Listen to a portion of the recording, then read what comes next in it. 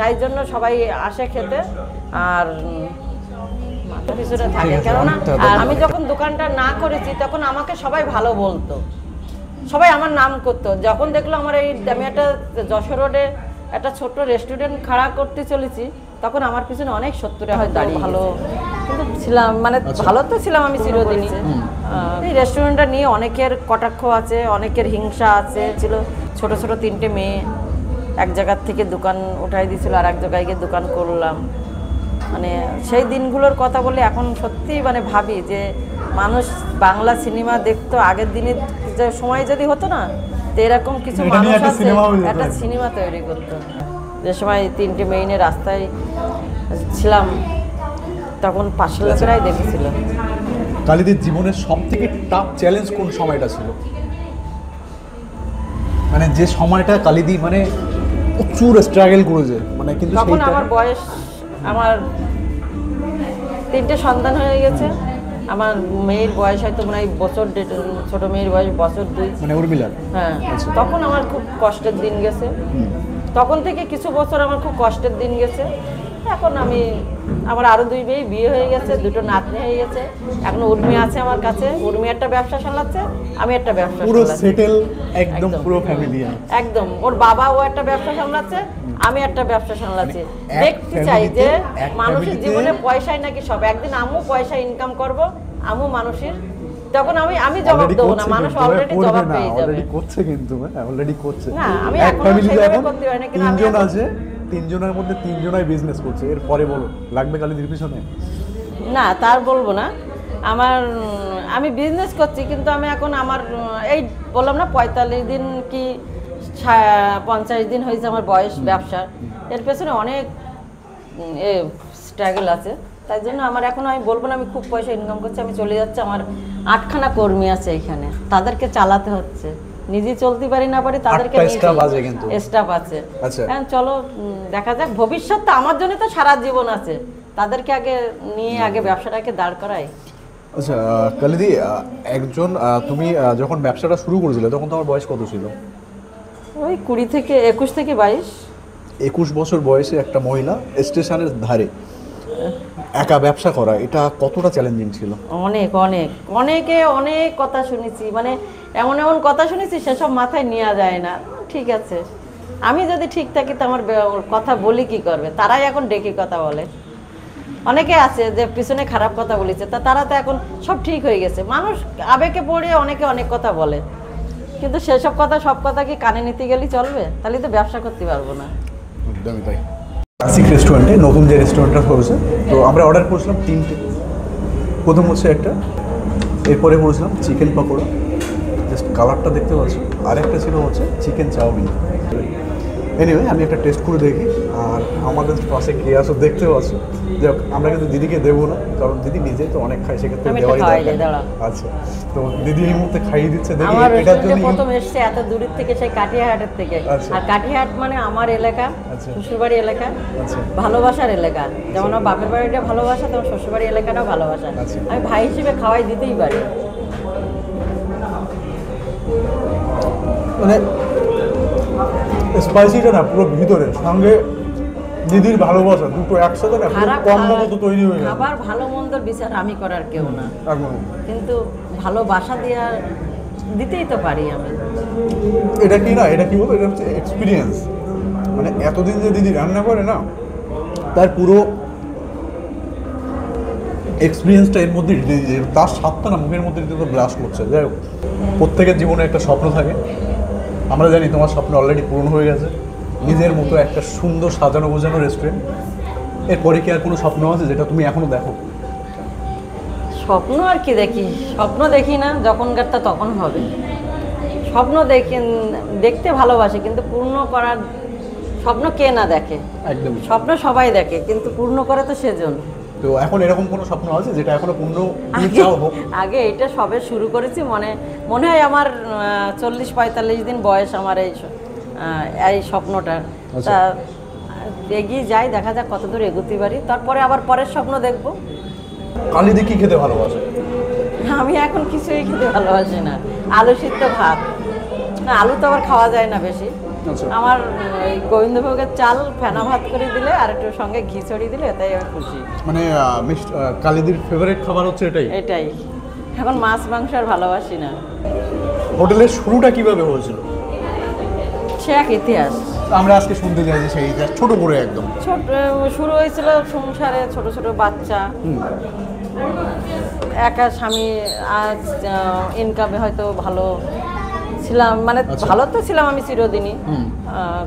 মনে হলো যে কিছু করতে হবে, ছোট ছোট বাচ্চাদের নিয়ে সংসারে একটু অসুবিধার কারণ ছিল, অসুবিধা হয়ে গেছিল, হয়তো অসুস্থ হয়েছিল বাড়ির মূল আমাদের কারিগর, তার জন্য ভেবেছিলাম কিছু করতে হবে, কিন্তু করতে করতে যে এতদূর পৌঁছে আসবো, কবে কবে পৌঁছাই গেছি আমি নিজেও জানি না। শুরুটা কেমন কঠিন ছিল? শুরুটা তো খুবই কঠিন ছিল, কঠিন থেকে কঠিনতম ছিল। এমনকি আমার এখনও কিছু মানসিকতা না বললেই নয়। যেমন আমার দোকানটা দেখিয়ে দিয়েছিল একটা দাদা, যেমন একটা কাকার কাছ থেকে 500 টাকা হাওলাত করে এনে করেছিলাম, যেমন পাশের লোক আমাকে হেল্প করেছিল, আর অর্থর দিক থেকে, আসবাবপত্রের দিক থেকে অনেকেই আমাকে তখন হেল্প করেছিল। তাদের কথা আমি জীবনেও ভুলবো না, আজও ভুলিনি, আর কোনোদিন ভুলতে পারবো কিনা জানি না। আজ যদি ভুলে যাই তাহলে ভগবান আমার ক্ষমা করবে না। সেই দিনগুলোর কথা, সেই কষ্টের দিনগুলোর কথা, যে সময় 3টে মেয়ে নিয়ে রাস্তায় ছিলাম, তখন পাশের লোকেরাই দেখেছিল। আর আজও সব সুবিধা অসুবিধা তাদেরকে জানানোর চেষ্টা করি, যে সেই দিনই যেমন তুমি ছিলে, তোমরা ছিলে, তাদের আমি তুমি বলেই ডাকি, সবাই আমাদের নিজেদের মধ্যে তোমরা ছিলে। আজকে আমার অনেক নাম হয়েছে বলে আমি একটা রেস্টুরেন্ট খুলেছি, সে ভুললেই তো হবে না। আজকেও তোমরা সবাই পাশে থাকবা, তোমাদের সঙ্গে নিয়েই থাকবো। তখন দুঃখের ছোট ছোট 3টে মেয়ে এক জায়গার থেকে দোকান উঠাই দিয়েছিল, আর এক জায়গায় গিয়ে দোকান করলাম। মানে সেই দিনগুলোর কথা বলে এখন সত্যি মানে ভাবি যে মানুষ বাংলা সিনেমা দেখতো আগের দিনে, যে সময় যদি হতো না তো এরকম কিছু মানুষ আছে একটা সিনেমা তৈরি করতো। আমি মনে করি আমার জীবনে সেখান থেকে কাটিয়ে এসেছি। আর এখন একটা রেস্টুরেন্ট, জানি না ভগবান হয়তো আমার আশা পূর্ণ করেছে। এই রেস্টুরেন্টটা নিয়ে অনেকের কটাক্ষ আছে, অনেকের হিংসা আছে, অনেকের এর প্রতি মানে হিংসা কটাক্ষ মানে শয়তানি অনেকের আছে। তার থেকে চেষ্টা করছি কারোর কোনো কথার জবাব না দিয়ে নিজে ব্যবসাটাকে এগিয়ে নিয়ে যাওয়া, আগামী দিন যেন আমি আরও এগোতে পারি, আর আমি আমার আপনজনদেরকে আরও ভালো রাখতে পারি, আমার পরিবারকে ভালো রাখতে পারি, আমার নাতনিদেরকে ভালো রাখতে পারি, আমার সন্তানদেরকে ভালো রাখতে পারি। এখন হয়তো একটু কষ্টের দিন যাচ্ছে, কিন্তু আগামী দিনে ঠিক হয়ে যাবে। আমি যদি ঠিক থাকি আমার ব্যবসাও ঠিক থাকবে। কালিদিকে নর্মালি আমরা জানি সুন্দর কথা বলার জন্য, সুন্দর রান্না করার জন্য। তো এরকম সব কিছু সুন্দরের মধ্যে কালিদিকে কি কেউ কখনো কাঁদিয়েছে? আমি একটা কথা বলি, কান্নার কথাটা পরে। আমি আজকে তোমাদের ফুড ব্লগিংদের জন্য হয়তো আমাকে কিছুদিন মানুষ চিনেছে, চাঁদপাড়ার বাইরের মানুষ চিনেছে, কিন্তু একসময় কিন্তু আমার চাঁদপাড়ার লোকে আমাকে বাঁচিয়ে রেখেছিল। এই যে তোমাদের আগের 20-22 বছর না, আমার চাঁদপাড়ার লোকই বাঁচিয়ে রেখেছিল। এমনকি কেউ যদি জিজ্ঞাসা করতো কোন দোকানে খাবার খেতে, বলে কালীর হোটেলে যাও, কেননা কালী ঘরোয়াভাবে রান্না করে। চেষ্টা করেছি, আর তখনও তো আমি 3টে বাচ্চা নিয়ে মানুষ করেছি। এখন তো এই 2 দিনের জন্য মানুষ, বাইরের মানুষ এসেছে, বাইরের মানুষ 1 দিন আসবে, 2 দিন আসবে, 3 দিনের দিন কিন্তু তারা আসবে না। তো বাইরের মানুষ আমার চাঁদপাড়ার লোক যদি ভালোবাসে আমার তাতেই হবে। ফেসবুকে অনেকে অনেক কিছু বলছে, অনেক কথা, আমি কোনো কথার উত্তর দেই না, আর কোনো কথার উত্তরও দিতে চাই না। আমার চাঁদপাড়া মণ্ডলপাড়ায় এখন এসেছি, আমার আশেপাশের মানুষ আমার ভালোবাসলেই আমার তাতেই হবে, আমার দূরের মানুষের দরকার নেই। আর কান্না, মানুষের সবার জীবনে হাসি কান্না থাকে, আমার হয়তো কান্নাটা বেশি আছে, আমি হয়তো দুঃখটাকে আমি বেশি করে নেই তারির জন্য। ঠিক আছে, চলো কাঁদতে কাঁদতে আমি বলেছি তো, কালিদি এখন পাথর হয়ে গেছে, পাথরের থেকেও পাথর হয়ে গেছে। এক চোখ দিয়ে কাঁদবো, এক চোখ দিয়ে হাসবো, আর এক চোখ দিয়ে লড়াই করে যাবো, নিজের মতন করে লড়াই করে ব্যবসাটাকে কিভাবে দাঁড় করাবো, আমার এখন মাথায় সেটাই চিন্তা। কে কি বললো আমার সেই চিন্তা নেই, আমি ব্যবসাটাকে দাঁড় করাবো, আমার পরিবারকে ভালো রাখবো, আমার আশপাশে সবাইকে ভালো রাখবো। একদমই, একটা সাকসেস পাওয়ার পথে না অনেক বাধা থাকবে, তো সেগুলো এটা আমি বুঝেছি। সবাই বলতো যে ও একটা ভালো কাজ করে বলে ওর পেছনে অনেক শত্রু, কিন্তু আমি এইটুকু দিয়ে আমি বুঝেছি যে ভালো কাজ করতে আসলে শত্রু পিছনে থাকে। কেননা আমি যখন দোকানটা না করেছি তখন আমাকে সবাই ভালো বলতো, সবাই আমার নাম করতো। যখন দেখলো আমার আমি একটা যশোর রোডে একটা ছোট্ট রেস্টুরেন্ট খাড়া করতে চলেছি, তখন আমার পিছনে অনেক শত্রুরা এখন দাঁড়িয়ে গেছে।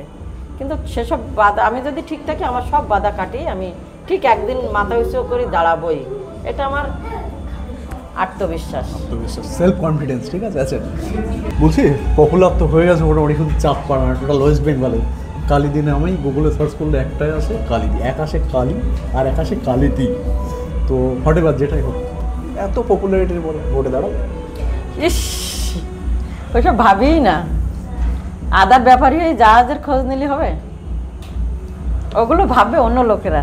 আচ্ছা, অন্য লোকেরা ভাবে। আচ্ছা আচ্ছা, তো কালীদি কখনো এগুলো ভাবে না করতো? যদি কোনোদিন পয়সা ইনকাম করতে পারি ভালো, সমাজসেবায় লাভবো, কিন্তু ওই ইসে না, ওই ইলেকশনে লাভবো না, সমাজসেবায় লাভ দেবো বলবো। যাতে দারিদ্র মানুষের পিছনে যদি দাঁড়াতে পারি, তাদেরকে একশ্বাস খেতে দিতে পারি, তার জন্য চেষ্টা করব, কিন্তু কোনো রাজনীতিতে নামবো না। বলছি, দুটো রেস্টুরেন্টে প্রচুর টাইম দিতে হয় তোমাকে, এখানে বা ওখানে? আমি ওইখানে আমি বেশি টাইম দিতে পারি না, কোনোদিন হয়তো যাওয়াও পড়ে না। আর উর্মির সঙ্গে রাত্রি গিয়ে দেখা হয় বাড়িতে গিয়ে, ও মামার বাড়ি থাকে, আমি মামার বাড়িতে নিয়ে রাত্রি বাড়ি ঢুকি। আমি হয়তো কোনদিন দুটোইও বাড়ি যাচ্ছি, কোনদিন 1:30টায় বাড়ি যাচ্ছি, কোনদিন 1টায়ও বাড়ি যাচ্ছি রাত। আবার পরের দিন আমি 9টা 8টার মধ্যে ঘুম থেকে উঠে বাড়ির কাজকর্ম করে 9:30 10টার মধ্যে আমার বেরিয়ে আসতে হয়। আমার বাজার মাছ মাংস কিনে আমি আসি, সুতরাং আমার ফ্যামিলির সঙ্গে খুব কম যোগাযোগ হচ্ছে। তুমি ফ্যামিলিকে টাইম দিতে পারছো না, তাহলে নিজেকে টাইম দাও। নিজেকে তো দেখছি তো এইটাই, সেটা মানে নিজের প্রতি তো একটু মনে হয় না যে নিজের জন্য একটু টাইম দেওয়া দরকার? আমি তো ওই একটা কথাই বলেছি, নিজের প্রতি নিজের জন্য সবকিছু থাকবে। আগে আমি যেটা লক্ষ্যটা স্থির করি, যে লক্ষ্যে নেমেছি সেটাকে সফল করি। আচ্ছা, একটা রেস্টুরেন্টও দাঁড় করে দিয়েছো, 5 বছর পরে এই রেস্টুরেন্টটা কোথায় দেখতে যাও তুমি? দেখা যায় মানে ব্যারাকপুরও দিতে পারি। আচ্ছা, আমার খুব পছন্দের জায়গা সোদপুর, সেখানেও যেতে পারি। ব্যারাকপুরে বিরিয়ানি চ্যালেঞ্জের জন্য না বাবা, মানুষের শখ, মানে মানুষের যদি আউটলেট করার ইচ্ছা থাকে, প্রথম চয়েস হবে ব্যারাকপুর। হ্যাঁ। আচ্ছা আচ্ছা, কালী পুজোতে তোমার ফ্যানদের জন্য, প্রচুর ফ্যান তোমার দেখবে, তাদের জন্য কি বার্তা দিতে চাও? সবাইকে জানাই শুভ দীপাবলির শুভেচ্ছা। সবাই ভালো থেকো, আর শব্দবাজি থেকে দূরে থেকো, আগুন থেকে সাবধান থেকো। আর চাঁদপাড়ায় আসবে, চাঁদপাড়ায় এসে দিদির দোকানে যেগুলো আছে সেগুলো টেস্ট করবে। চলো, আমরা তো নিয়ে নিয়েছিলাম, মানে দেখতে পাচ্ছ জাস্ট কালারটা একটু দেখে দাও। এটা দিদি নিজের হাতে বানিয়েছে, হতে পারে বানিয়ে। আচ্ছা, এরপরে যেটা আছে পকোড়া আছে, পকোড়ার কালারটা একটু দেখিয়ে দিই জাস্ট। এটা কিন্তু সেই লাল লাল ঝাল ঝাল না, এটা ওর থেকে আরও ভালো কালার, ঠিক আছে। এরপরে নিয়েছিলাম আমরা চিকেন চাও একটা, এগ চাও একটা, চারিদিকে শুধু দিদি সম্ভবত এটা আমাদের ভালোবেসে চিকেন চাও দিয়ে দিয়েছে। এটা চিকেন চাও, চারিদিকে শুধু চিকেন দেখতে পাচ্ছ, মানে এক প্লেটের মধ্যে অন্তত 200 থেকে 300 গ্রাম এখানে চিকেন আছে, পুরোটাই ভর্তি। দেখো, এবার আমরা টেস্ট করবো দিদির সামনে, মানে দিদির পিছনেই রিভিউ দেবো। যেটা ভালো হবে সেটা ভালো দেবো, যেটা খারাপ হবে সেটা একদম একদম, ঠিক আছে। নাহলে শেষে আবার বলবে যে পেড রিভিউ দিচ্ছে, এটা কিন্তু আমরা জানি না। অবশ্যই, আমি তো সবসময় বলি, অনেক সময় বলে অনেকের এই খাবারটা ভালো লাগছে না। একটা খাবার একজনেরা ভালো বলছে, একজনেরা খাবার খারাপ বলছে। তো একজনে ভালো বলছে বলে আমি যে খারাপ বলছে তাকে বলবো যে কেন তুমি বললে, ও ভালো বললো, কেন তুমি খারাপ বললে? আমি তো সেটা বলবো না। আমি চেষ্টা করবো সেই একজন খারাপ বলেছে মানে পরের দিন আর একটু ভালো করার। তা আমি সেটাই চাই। আমি সবসময় বলি, এখানেও বলেছি, আমি ওখানেও বলেছি, রান্না আমি একা জানি না। ওয়েস্ট বেঙ্গল পৃথিবীতে সবাই রান্না জানে। কেউ হয়তো কপাল গুণে আমার মানুষ চিনেছে,